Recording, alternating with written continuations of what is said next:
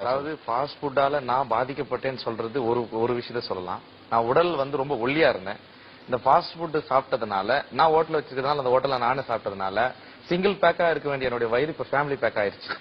இதுதான் மிகப்பெரிய முதல் பாதிப்பு. ரெண்டாவது, மனசாட்சிக்கு விரோதம் இல்லாம சொல்லணும்னா, ஃபாஸ்ட் ஃபுட்டால நான் பாதிக்கப்பட்டேன்றதை விட பல பேரை பாதிப்புக்கு உள்ளாக்கனே நான் சொல்ல முடியும். ஏன்னு சொன்னா, அந்த ஃபாஸ்ட் ஃபுட்ல நாங்க என்னென்ன பயன்படுத்துறோம், எல்லாரும் வந்து பேசுறது வந்து ஃபாஸ்ட் ஃபுட் நன்மை நன்மைன்னு சொல்லிட்டு சொல்றாங்க. அது வந்து ஒரு உயர்தரமான ஹோட்டல்னு நான் சொல்ல வரல.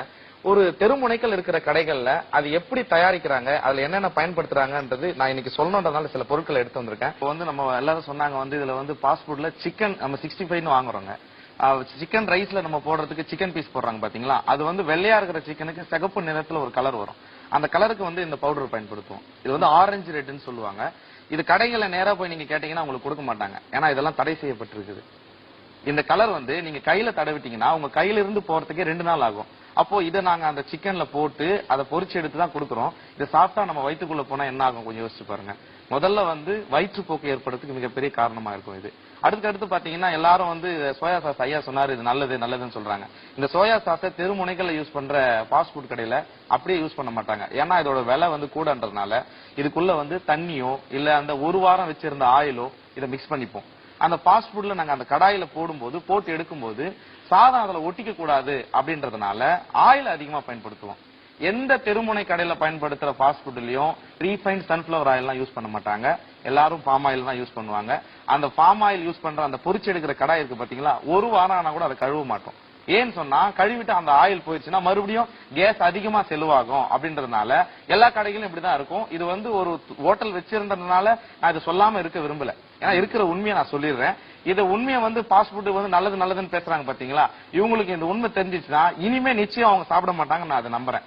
இதுக்கு அடுத்தது பாத்தீங்கன்னா இதுல ஒயிட் பெப்பர் பயன்படுத்துறோம். இந்த ஒயிட் பெப்பர்ல வந்து வர்றது எல்லாமே டூப்ளிகேட் தான். இதுக்குள்ள வந்து பாத்தீங்கன்னா அரிசி மாவு மிக்ஸ் பண்றாங்க, கோல மாவு இருக்கு இல்லீங்களா, அது ஏன்னா இது ஒயிட் வரதுக்காக அதை மிக்ஸ் பண்ணி தான் கடையிலே விற்கிறாங்க.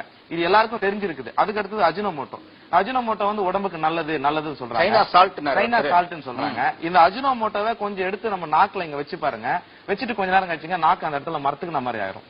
அதுக்கடுத்து பாத்தீங்கன்னா டிவில நான் ஒரு நிகழ்ச்சியில பாத்திருக்கேன்.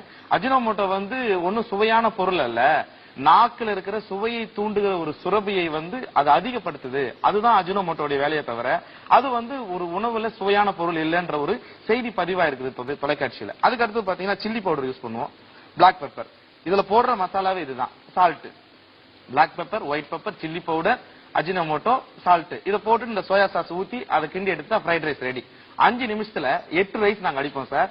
அது வெந்துச்சோ வேகலையோ அதை பத்தி எங்களுக்கு கவலையே இல்ல. ஒரு ரைஸ் 50 ரூபாய்னா 8 ரைஸ் என்ன ஆகுது, 400 ரூபாய் ஆகுது. 5 நிமிஷத்துல 400 ரூபாய் சம்பாதிக்கணும்ன்றதுதான் தொழில் செல்வனுடைய நோக்கமே தவிர அது மக்களுக்கு ஆரோக்கியமா இல்லையான்றதை பத்தி யாருமே அங்க கவலைப்படுறதே கிடையாது.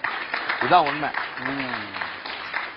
அதுக்கு அடுத்து இந்த சாஸ் இருக்கு பாத்தீங்களா, இந்த சில்லி சாஸ் எல்லாம் இதை எடுத்து நீங்க கழட்டி நம்ம மூக்கு கிட்ட வச்சு பார்த்தோம்னா கண்டிப்பா எப்ப ஏற்பட்டவங்களும் முகம் சுளிப்பாங்க.